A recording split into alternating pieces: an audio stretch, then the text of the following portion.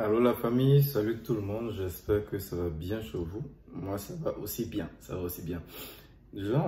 Cette vidéo d'abord je le fais pour trois choses. Répondre d'abord à deux questions et ensuite parler du projet EI dont je vous avais parlé auparavant. Pour vous donner le point auquel nous en sommes. Bon, en tout cas, vous dire où on en est voilà, avec le projet. Donc, pour la première question me vient de Véronique. Elle me demandait de savoir la différence entre carte de crédit, carte débit et carte prépayée, je pense. Ouais, bon, en tout cas, pour la carte de crédit, je vais expliquer ça de façon simple. La carte de crédit, c'est comme la banque vous offre une carte avec un montant limite là-dessus. C'est-à-dire qu'ils ont essayé d'étudier votre... Ici, on appelle ça la cote de crédit. Ils ont essayé d'étudier la cote de crédit. Ils ont vu, par exemple, que tu es assez bien ou tu es moyen. Bon, on va dire pour une personne moyenne. On te donne, je pense, moyennement 2500 dollars canadiens comme crédit sur ta carte de crédit. C'est-à-dire que quand tu vas utiliser cette carte, tu vas aller faire des achats. Et les achats, quand tu vas le faire, ça va enlever sur les 2700 que tu as. Mais quand tu fais les achats, tu dois rembourser. Souvent avec intérêt, dépendamment de ce que tu fais. Par exemple, si tu utilises ta carte de crédit pour faire des transactions Western Union et tout, ils appellent ça des avances de fonds. C'est plus des achats. C'est comme si tu leur demandais un crédit qu'ils enlèvent sur ta carte de crédit et puis te donnent. Donc souvent, tu payes avec un intérêt encore en plus. Mais quand tu fais juste des achats, tu achètes juste ce que tu as acheté, puis après tu rembourses. Maintenant, quand tu dépasses, ils te bloquent, genre ils bloquent, comment on appelle ça? Ils gèlent le montant et tu payes avec intérêt, mais il se peut qu'ils diminuent disons, l'argent qu'ils vont te donner prochainement. C'est un peu ça pour les cartes de crédit. Mais ça permet d'améliorer ta cote de crédit et puis ça permet de faire en sorte que les banques te fassent confiance. En fait, la carte de débit, c'est un peu comme les cartes UBA. Bon, UBA au pays, c'est comme les cartes UBA au pays. Mais par contre, c'est juste relié aux banques. Du genre, tu as ta carte, tant que tu ne mets pas de l'argent là-dedans, tu ne peux pas utiliser. On t'enlève juste des frais d'utilisation, des frais d'entretien et tout. C'est pareil.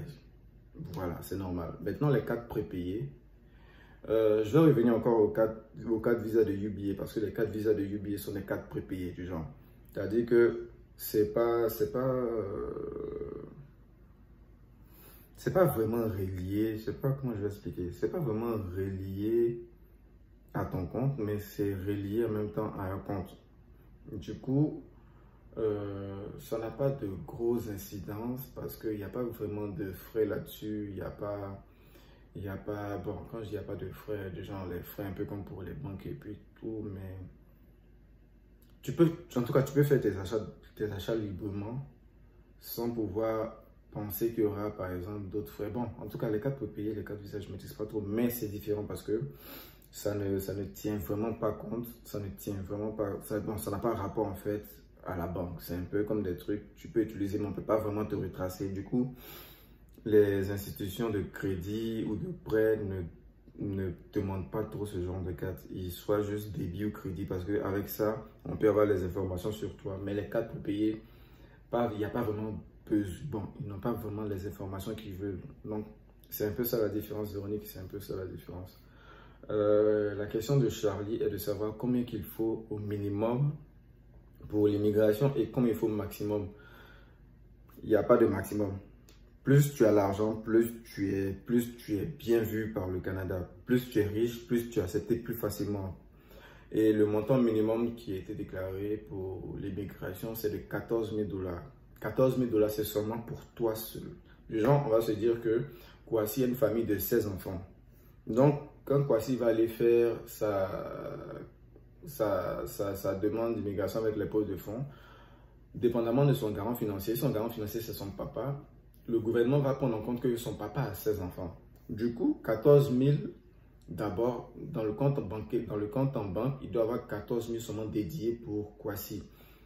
Et les 14 000 qui sont reliés pour Kwasi, on ne va pas oublier qu'il y a d'autres montants pour l'entretien de la maison, les autres frères et sœurs, autre chose. Donc, c'est un peu ça qui fait en sorte que ces 14 000 là, quand tu le mets dans le compte, et puis tu pars présenter avec l'ambassade, souvent refuse parce qu'ils se disent, tu n'es pas le seul dans la famille.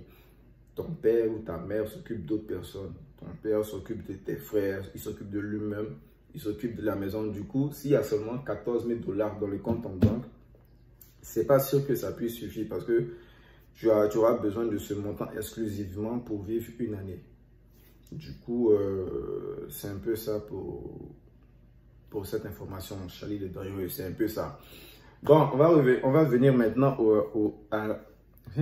il y a quoi aujourd'hui? On va venir à l'essentiel, c'est-à-dire le projet EI.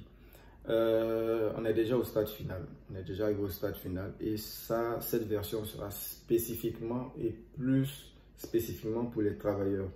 C'est-à-dire qu'ils pourront venir travailler directement, être logés dans la souscription. C'est-à-dire qu'il y aura une souscription, mais dans la souscription, il y aura tout ce qu'il faut en fait. Il y aura tout ce qu'il faut.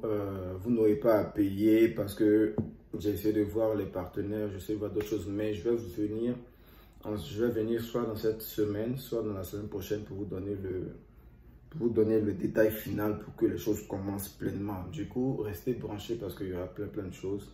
Et à part ça, il y aura encore plein de choses pour ceux qui vont arriver. Déjà, je tiens à dire qu'il y a plein de personnes qui sont arrivées. C'est vraiment intéressant. Je suis vraiment heureux d'apprendre que parmi vous, il y en a d'autres qui sont là, il y en a d'autres qui viennent d'arriver. Ben, il y en a d'autres qui sont arrivés, mais ils ont eu un problème de bagage et tout. Par rapport à ça, je tenais à vous dire, parce que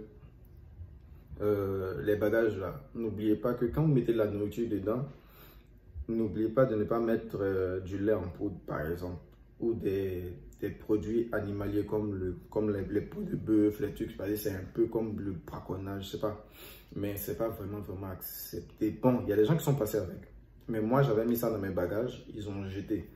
Du coup, je sais pas pour d'autres, mais on m'a dit que le lait c'est facile de transporter de la drogue en mélangeant avec la poudre de lait et tout. Du coup, c'est pas accepté dans les bagages. Les produits animaliers, à part les produits vraiment secs, je sais pas vraiment si ça peut passer, mais c'est les deux raisons que j'ai eues quand ils m'ont ramené ma valise. Parce que moi, quand je suis arrivé, on m'a dit qu'on ne retrouvait pas ma valise. Et 2 semaines après, c'est là qu'ils ont retrouvé ma valise. Du coup, ils ont fouillé là-dedans, ils ont déchiré ma valise, ils ont fouillé là-dedans, ils ont jeté tout ce qui était là en poudre, peau de bœuf et tout. Ils m'ont juste laissé des boules d'attiqué encore. J'avais quelques boules d'attiqué dans mes autres valises parce que j'aime l'attiqué. Avec certains produits pharmaceutiques traditionnels, genre comme les écorces, certains trucs, mais concernant la nourriture et autres, cherchez bien à vous renseigner avec les aéroports, les compagnies pour savoir ce qu'il faut pas. Et puis bon, n'oubliez pas aussi pour ceux qui le peuvent, assurez vos voyages, assurez vraiment vos voyages et vos bagages parce que les pertes de bagages, tout ça, ça peut arriver. Et si tu n'es pas vraiment assuré, ils ne vont pas te rembourser. Mais si tu es assuré, ils vont te rembourser. Mais je ne sais pas si vous voyez. Du coup, prenez tout ce qui est nécessaire pour votre voyage. Ne lésinez pas sur les moyens. Mais ne faites pas trop aussi de dépenses superflues. Genre, cherchez le plus nécessaire pour ce que vous voulez faire et puis faites-le. C'est un peu ça. À part ça, j'ai quelques conseils à donner. Faites vos permis de conduire aussi au pays si vous venez en tant qu'étudiant parce que ça aide. Ça aide.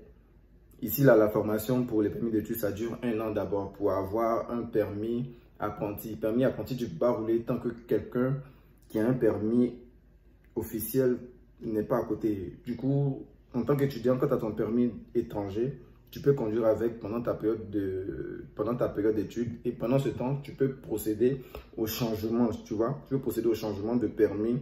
Du coup, tu peux toujours conduire en faisant les formations. Ça va vous aider. Bon.